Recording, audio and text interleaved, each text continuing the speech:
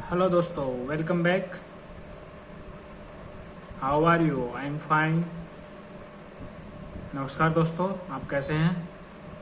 दोस्तों, आज मैं सूचना आवेदन पत्र के बारे में बताना चाहता हूं, ठीक है, जिसे आरटीआई कहते हैं। क्या कहते हैं? RTI, right to information. ठीक है दोस्तों, तो मैं इसके बारे में बताना चाहता हूं कि हम आरटीआई कैसे दाखिल करते हैं या कैसे लिखी जाती है। ठीक है, तो मैं आपके बारे में बताना चाहता हूँ।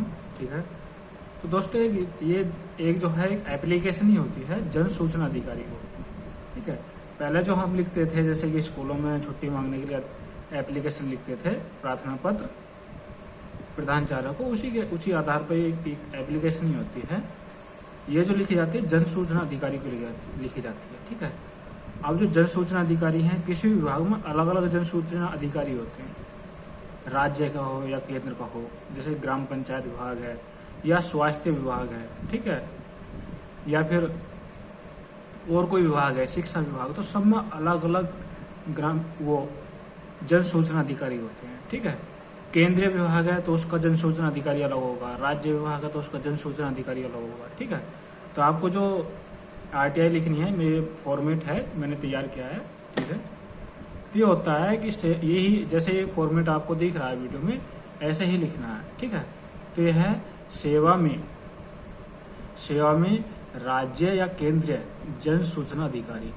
ठीक है, फिर ग्राम पंचायत विभाग उत्तर प्रदेश। आप जिस जिले के हैं उस जिले का नाम डालना होगा। जिला अमरोहा, मैं जिला अमरोहा का रहने वाला हूँ तो जिला अमरोहा डालूंगा। आप जिस जिले के हैं, जैसे आप प्रयागराज के, तो आप प्रयागराज डालेंगे, जिला प्रयागराज। ठीक है, उसके बाद विषय लिखेंगे सूचना अधिकार कानून 2005 के तहत आवेदन पत्र। ठीक है, विषय सभी का सेम रहता है। ठीक है, आरटीआई जितनी आरटीआई होती है तो उसका विषय सभी का सेम होगा। फिर लिखते हैं महोदय या महोदय। ठीक है, महोदय पुरुष के लिए होता है और महोदय कोई लेडीज अधिकारी हो तो उसके लिए लिखेंगे। लेकिन इनमें से कोई अगर आप महोदय लिख देंगे तो उससे कोई गलत नहीं होगी आरटीआई। ठीक है, अब फिर है निवेदन, ये लिखेंगे। अब जो आप पूछना चाह रहे हैं वो निवेदन है कि मुझे सूचना के अधिकार कानून के तहत निम्नलिखित सूचना उपलब्ध करवाएं। या आप इसमें ये भी बता सकते हैं कि किससे आप सूचना मांग रहे हैं। जैसे कि आप ग्राम प्रधान से मांग रहे हैं तो आप क्या कहेंगे इसमें? निवेदन है कि मुझे सूचना के अधिकार कानून के तहत अपने ग्राम प्रधान की संपत्ति के बारे में सूचनाएं उपलब्ध करवाएं। ठीक है, आप ये पूछ सकते हैं। या आपके हैं जो स्कूल है, जैसे कि मिड डे मील के बारे में पूछना चाहते हैं कि ये कह सकते हैं इसमें निवेदन है कि मुझे सूचना के अधिकार कानून के तहत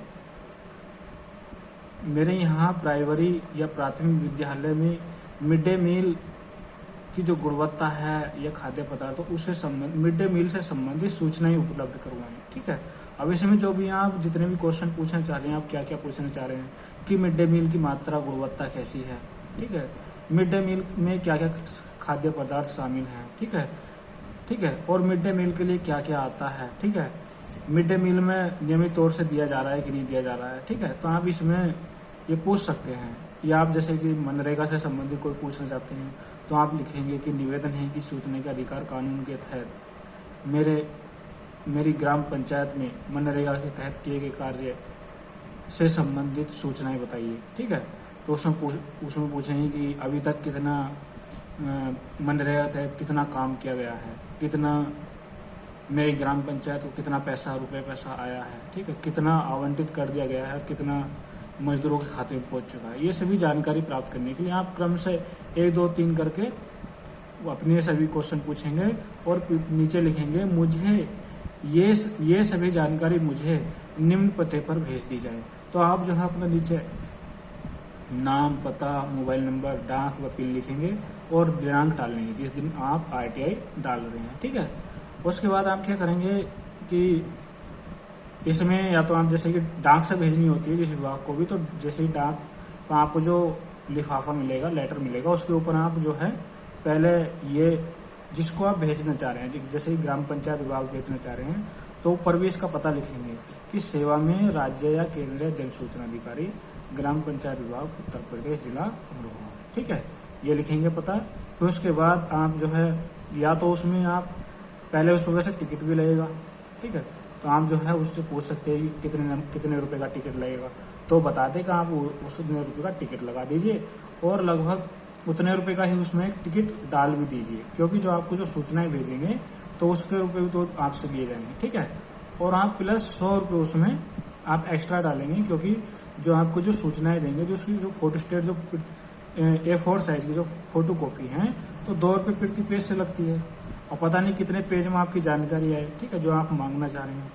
तो कभी कभी अगर आप बहुत ज़्यादा जानकारी मांगना चाहते हैं तो आपको ज़्यादा रुपए डालने पड़ते हैं, जैसे कि 200 रुपये डालना, ठीक है।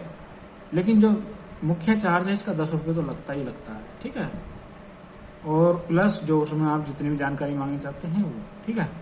अगर दोस्तों अगर आपकी जो RTI है इसको जो जवाब मिलता है, जन सूचना अधिकारी 30 दिन के अंदर अपनी सूचना आपकी जो RTI है उसका जवाब देगा डाक के माध्यम से आपके पते पर, ठीक है। डाक आएगी और आपको सूचना मिल जाएगी। अगर वो सूचनाएं नहीं भेजता आपको, ठीक है, तो फिर क्या होगा कि जिसको आपने भेजा, जिस जन सूचना अधिकारी को भेजा, उसके अकाउंट में से ही स्वतः ही लगभग 250 रुपये या 450 रुपये या 300 रुपये डेली चार्ज करने लगेगा 1 महीने के बाद, ठीक है। अब ये क्या है कि ये RTI कानून के तहत है कि अगर जन सूचना अधिकारी आपको सूचनाएं नहीं देता है तो वो उसकी गलती है, ठीक है, RTI का जवाब ना देना, ठीक है। तो इसलिए उसके अकाउंट में करते रहेंगे, और जब करते रहेंगे तो ऐसा इसलिए तो 30 दिन के अंतर्गत वो उसको जवाब देना उत्तरदायित्व बन जाएगा, नहीं देगा तो उसके पैसे कटते रहेंगे, ठीक है। अब लगा लीजिए 1 महीने का कितना चार्ज बैठेगा, ठीक है दोस्तों। आपको RTI समझ में आई होगी, आई हो। तो आप कभी डालें या फिर आप पता करने की सोचे या किसी को बताते हैं तो ये बता सकते हैं फॉर्मेट इसी रूप में, ठीक है दोस्तों। चलते हैं हम ऑनलाइन RTI के बारे में हम लास्ट वीडियो में बताएंगे आपको, ठीक है दोस्तों।